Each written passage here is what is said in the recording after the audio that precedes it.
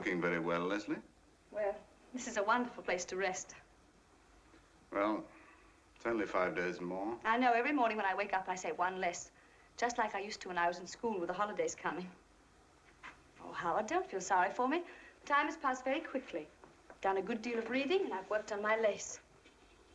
It's Robert I'm worried about. He's taking it terribly hard. Poor darling.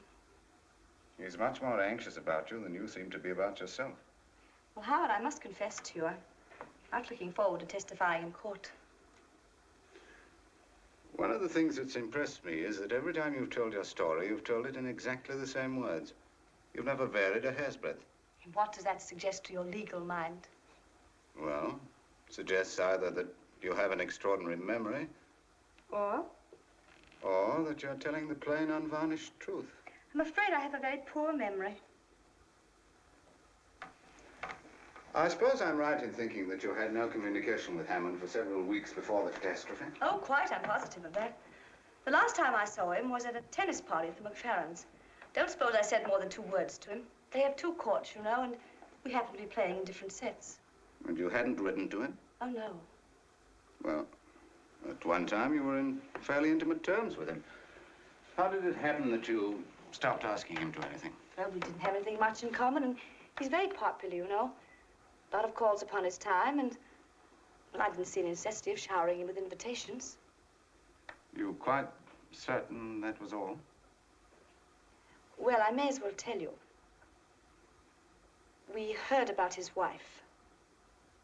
And once, quite by chance, I actually saw her. Oh? You never mentioned that. What was she like? Horrible. She was all covered with gold chains and bracelets and spangles. Her face like a mask. And it was after you knew about her that you stopped having anything to do with Hammond? Yes. I think I should tell you that there is in existence a letter in your handwriting from you to Jeff Hammond. Well, I often wrote him a little note about something or other, or to get me something if I heard he was going into Singapore. This letter asks him to come and see you, because Robert was going to be away. Oh, but that's impossible. You see, I never did anything of the kind.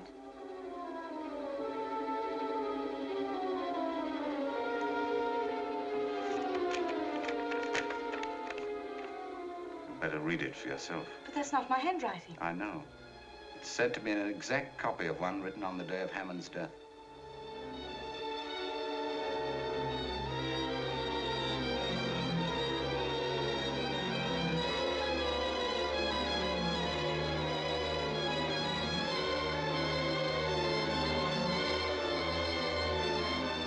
What does it mean?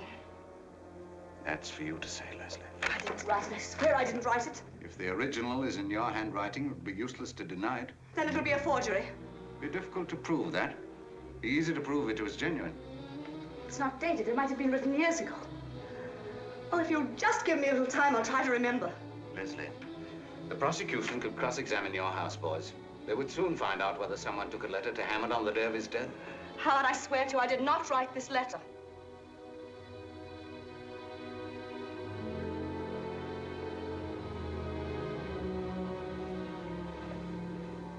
Well, you've nothing more to say to me. I'll get back to the office.